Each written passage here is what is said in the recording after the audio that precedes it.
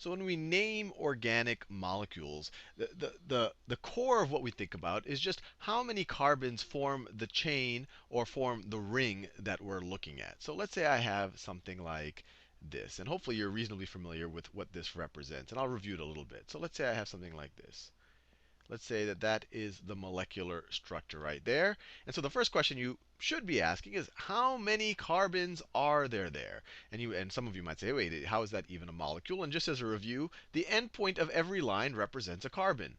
So that's a carbon, that's a carbon, that's a carbon, that's a carbon, that's a carbon, that's a carbon. And we have 1, 2, 3, 4, 5, 6 carbons, and we have no double bonds. So if you have all of that information, you're ready to name this molecule. And before I actually name it, let me just kind of give you all of the different prefixes. So if you have one carbon, the prefix is meth. The prefix is meth. If you have two carbons, the prefix is eth. And it's good to memorize at least, up to about 10. And actually, it kind of repeats after that.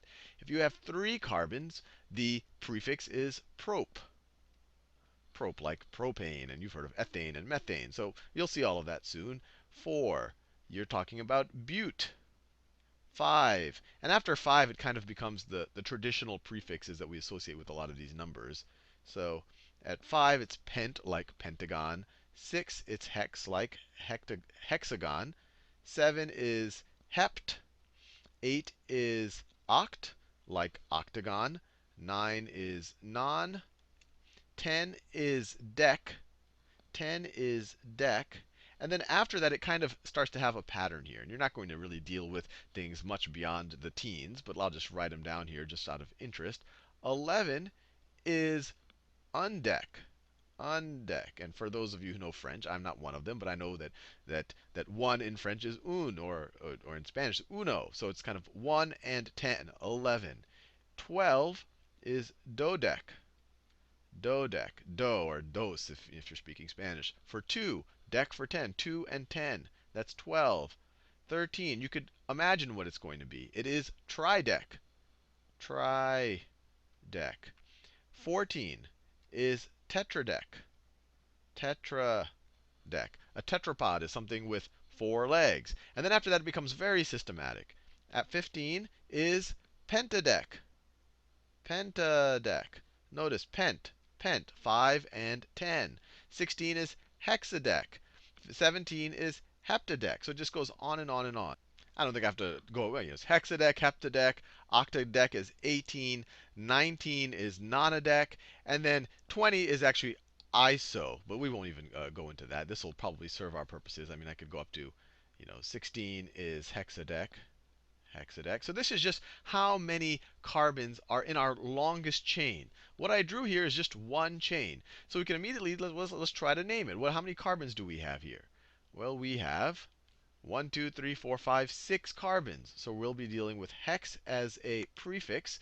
And then to get, I guess, the postfix on this prefix, or the kind of the root, you look to see if there are any double bonds here. And there are no double bonds here. And if we have no double bonds in this carbon chain, we're dealing with an alkane. This is called an alkane, which is a general term for all of the chains of carbons that have no double bonds on them, or no triple bonds, all single bonds. So in this situation, you take hex for 6. So this is hex. And then, because it's an alkane, it gets the ane from alkane. So this is hex. This is hexane. Let's do another one. Let's say I have this thing right here. I'll draw. Let's make it even longer. So let's say I have that thing right there. So how many carbons do we have? We have 1, 2, 3, 4, 5, 6, 7 carbons. They're all single bonds. So it's an alkane. So this will be 7 carbons. It is heptane, because we have all single bonds. Now, if things form a chain, or if things form a ring, I should say, we put the prefix cyclo in front of it. So if I have, let me show you what I'm talking about. So if I just have 5 carbons, 1, 2, 3, 4. So 1, 2, 3, 4, 5. Okay, so that's 5 right there. I have 1, 2, 3, 4, 5 carbons in a chain. If I just have 5 carbons in a chain like this would be pentane. Pentane. Pentane. But if I have 5 carbons, then they form a ring. So let me draw it. So it's 1, 2, 3, 4, 5 carbons, and it forms a ring. Let me make it a little bit, let me make the drawing a little bit better.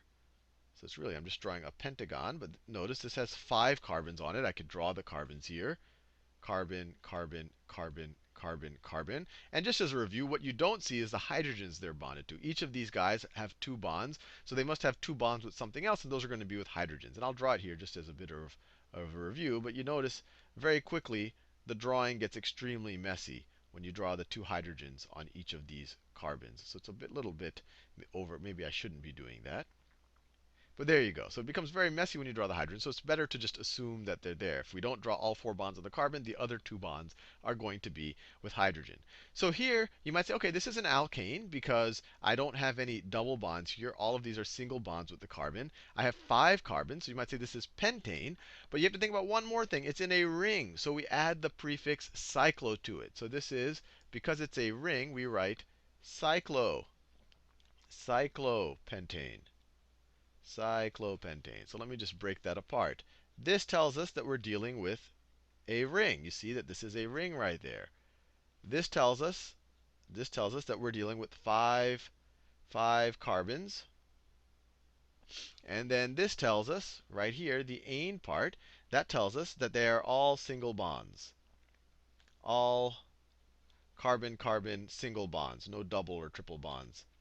All single bonds. So let's go the other way. Let's start with the word, and let's see if we can figure out what the actual structure would look like. So let's say I have, let's say I have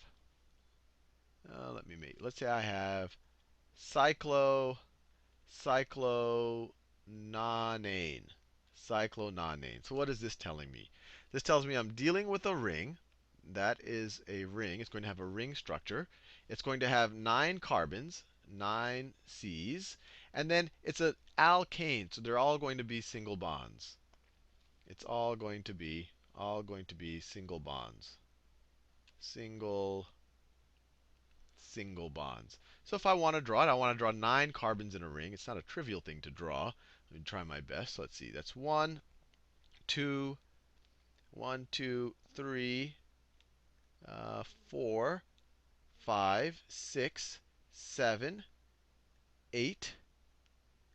That's about, well, let's see. Let me draw it. Let me try a better shot at it.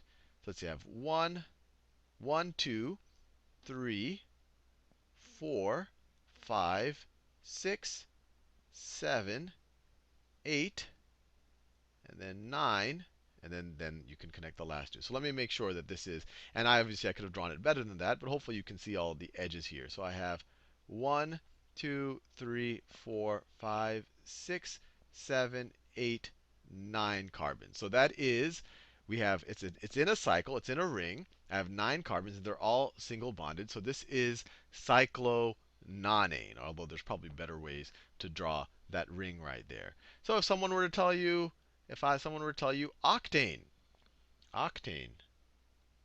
If someone were to tell you octane, and that word might feel familiar to you from the gas station, and they are literally talking about the molecule octane. And now you know, or at least you have a sense of what they're talking about. The oct tells you that you have 8 carbons. There is no cyclo in front of it, so it's not a cycle. It's just going to be a chain. And then the ane part tells you that they're all single bonds. So it's just going to be 8 carbons in a chain. 1, 2, 3, 4, 5, 6, 7, 8. It's just going to look like that. 1, 2, 3, 4, 5, 6, 7, 8. In the next few videos, we'll add more to these molecules and make the names even more complex.